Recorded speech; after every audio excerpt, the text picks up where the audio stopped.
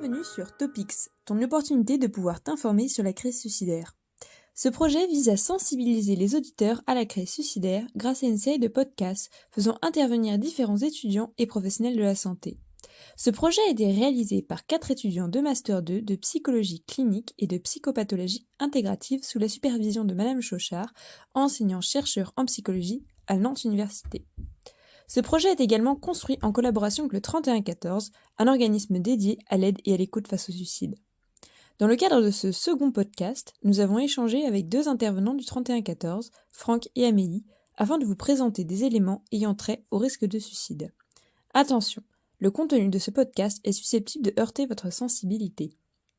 En cas de besoin, vous pouvez appeler le 3114 qui pourra vous écouter sur cette problématique suicidaire et vous conseiller. Dans quelle situation va-t-on évaluer le risque de suicide ? Que l'on soit un professionnel de santé ou un proche, on peut évaluer le risque qu'une personne se suicide, en cas de doute, de suspicion. Le but étant de favoriser la prévention. Si l'on n'est pas professionnel, il faudra néanmoins tenir compte de son propre état.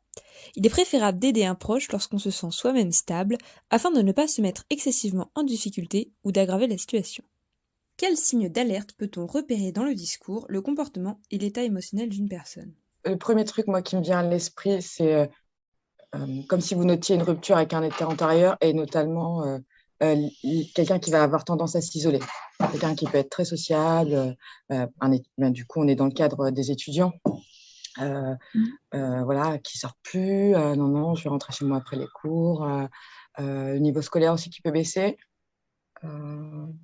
Et puis après, un discours, un ralentissement de la pensée qui se traduit dans le discours avec des propos plutôt pessimistes, voire quelqu'un qui verbalise des idées noires, voire des idées de suicide.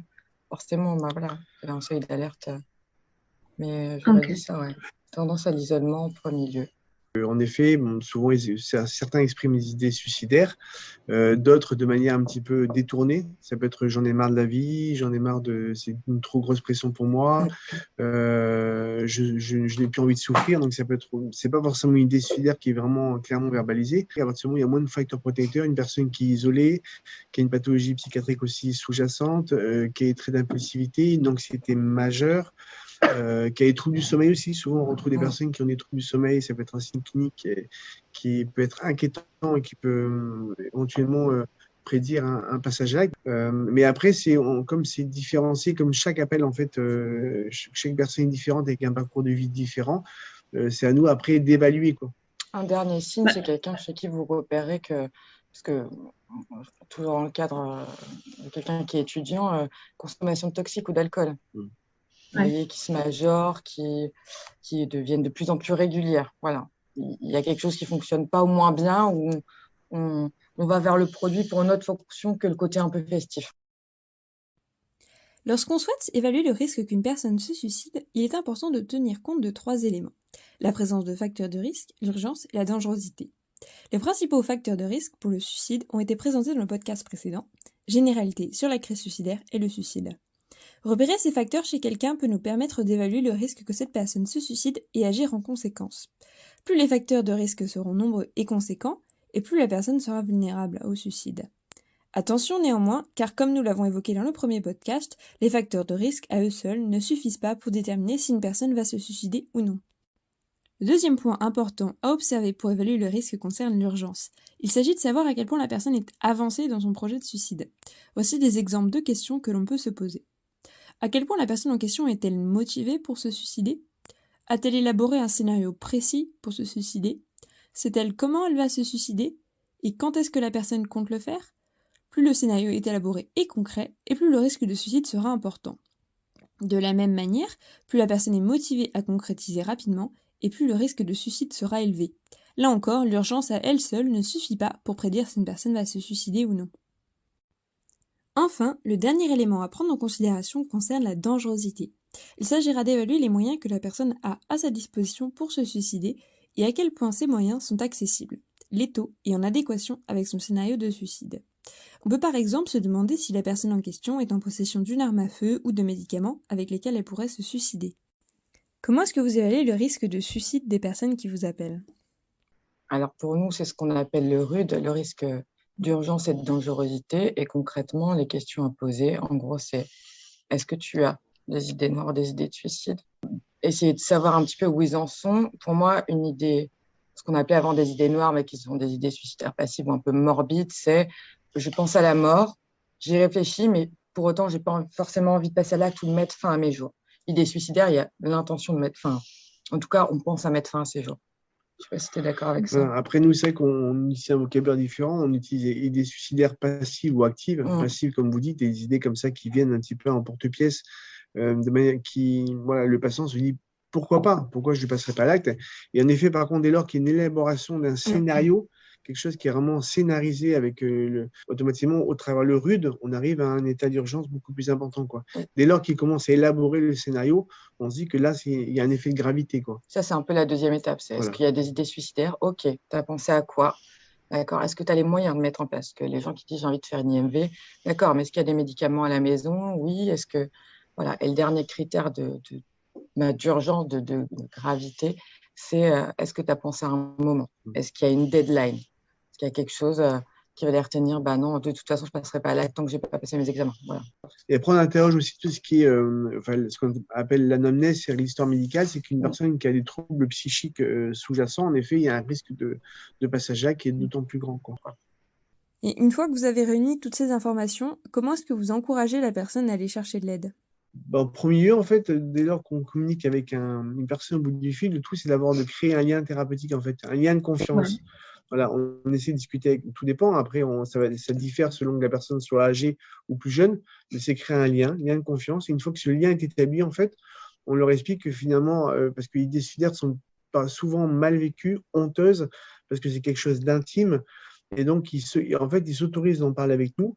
Et à partir du moment où on leur fait prendre conscience que justement le risque d'idées suicidaires, les idées ne vont faire qu'augmenter, être potentialisées avec le temps, et qu'il est urgent en effet de prendre en compte cet élément-là. On les encourage aussi en disant que c'est courageux que vous ayez pu appeler, parce que c'est quand même pas rien d'appeler 3114, hein, de pouvoir se confier, mais ce lien de confiance crée une alliance thérapeutique et ça permet pour nous aussi d'accompagner la personne qui est en souffrance. En tout cas, l'idée, c'est ouvrir le dialogue avec quelqu'un que vous pensez avoir des idées de suicide, c'est lui permettre de valider une souffrance qui est existante chez lui. Et la deuxième étape, c'est de pouvoir identifier les facteurs de protection qu'il a autour de lui. Voilà, c'est un entourage amical, familial, c'est par exemple les parcours de santé au sein des facs qui sont existantes maintenant, c'est est-ce qu'il y a un médecin traitant, est-ce qu'il y a déjà un suivi. Voilà. Et puis après, c'est tous les dispositifs téléphoniques, peut-être qu'il est suivi par vigilance, peut-être qu'il a entendu parler du 3114, et voilà, et qu'est-ce qu'il est capable de mettre en place. Et en fonction de tout ça, ben voilà, soit on est dans d'urgence, il y a un risque de passage à l'acte imminent, on déclenche les secours, on ne se pose pas de questions. Ou alors, voilà, il est possible de négocier. On dit qu'il y a de la marge et on l'envoie vers, justement, pour initier des suivis. Et il y a plein de façons d'y accéder maintenant. Ou un passage aux urgences psychiatriques même. Voilà, il y a des gens qui acceptent de s'y rendre par leurs propres moyens. Voilà. Ou une simple écoute permet aussi d'apaiser, finalement, tout simplement. Et comme vous dites, un début de suivi, c'est quoi comme exemple, justement? C'est prendre rendez-vous avec des équipes avec un psychiatre, une évaluation infirmière dans un CMP, prendre rendez-vous chez un psychologue, parce que des fois, il n'y a pas forcément besoin de psychiatre, mais juste d'un lieu d'échange avec un soignant. Voilà, ça peut être ça, par exemple.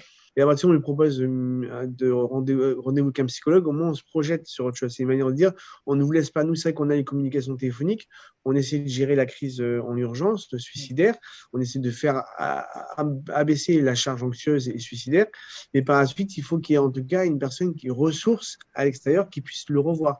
Donc le fait qu'on prenne en compte des repères, tout ce qui est facteur protecteur autour de lui, ça le rassure, l'impression qu'il ne se sent pas abandonné, parce que dès lors qu'on raccroche, en effet, nous, on n'a pas forcément le suivi par la suite, quoi. Donc c'est important en tout cas de le guider, de l'accompagner. Qu'est-ce qu'il est possible de faire en tant que proche d'une personne en crise suicidaire? Souvent, ce qu'on fait, c'est qu'on essaie de mettre justement, avoir un lien de confiance, demander à la personne de mettre justement hors de distance, en fait, hors de vue, pardon, que ce soit l'objet létal, les médicaments. On peut faire aussi appel à un tiers qui lui va automatiquement qui va cacher en tout cas. On fait appel, oui, à tout ce qui est ressources tout autour, on demande d'abord à la personne de le faire. Et on fait souvent appel à des tiers, ne serait-ce que quand des ados nous appellent, quand un adulte est là ou les parents sont là, on fait souvent appel aux parents pour constituer un tiers finalement, pour pouvoir gérer la situation au mieux. C'est le cas des mineurs, hein, enfin des mineurs ou étudiants en effet, qui nous appellent, donc en fait qui ont une problématique suicidaire. Nous, il faut en effet qu'on ait l'aval d'une autorité autour, donc un adulte, et souvent on constitue le tiers. Et on dit, t'inquiète pas, je vais expliquer au mieux à tes parents la situation. Donc on leur explique, on prend du temps, et genre, on essaie de savoir ce qu'ils savent eux déjà. On leur demande, est-ce que vous êtes au courant actuellement de la situation? On ne rentre pas dans les détails en fait. Ce qu'elle a pu nous dire l'étudiant, l'étudiante, sur les idées suicidaires on est plutôt dans l'intimiste, quoi. On ne dit pas tout, on essaie d'abord d'évaluer pour voir si les parents ont bien compris qu'il y avait en tout cas une situation qui était inquiétante. Et dès lors qu'ils l'ont perçu, on peut se permettre de dire, en tout cas, votre fille ou votre fils a appelé parce qu'il est réellement mal. Et parfois, c'est surprenant parce qu'on voit beaucoup d'étudiants nous appellent, donc on constitue, nous, un tiers pour pouvoir dire aux parents ce qu'eux ne peuvent pas leur dire, en fait. Enfin, est-ce que pour vous, il y a des erreurs à éviter lorsqu'on aborde le sujet du suicide? Il n'y a pas de mauvais mots, on ne peut pas avoir peur justement de poser la question, d'aller au plus simple. Je ne crois pas qu'il y ait de mauvaises questions en tous les cas. Et puis c'est pas parce que vous allez poser la question à quelqu'un. J'ai l'impression que tu vas pas bien, j'ai noté qu'il y a un changement de comportement. Tu vas pas bien, d'accord, tu as des idées de suicide. C'est pas parce qu'on pose la question qu'on va induire des idées de suicide chez l'autre. Au contraire. Disons qu'il n'y a pas un effet de contagion non plus. Alors c'est vrai que c'est compliqué parfois de demander les personnes ont des idées suicidaires, mais c'est une manière aussi de prendre en compte sa souffrance quelque part, quoi. Et après, on peut le poser. En effet, il faut être naturel parce que ce sont des personnes qui ne peuvent pas forcément le verbaliser à l'extérieur avec d'autres personnes. Donc, au contraire, il faut mettre des mots en fait sur cette souffrance-là et leur dire aussi que parfois les idées suicidaires, eux-mêmes n'y ont pas pensé, mais c'est partie un peu du cortège de la dépression. Merci d'avoir écouté cet épisode. Si vous avez besoin de vous confier ou un besoin de renseignements sur le suicide, sachez que des professionnels comme Franck et Amélie sont disponibles au 31 14 gratuitement, 24 heures sur 24 et 7 jours sur 7. Quant à nous, nous vous détaillerons comment se passe un appel sur cette ligne dans un prochain épisode de Topics.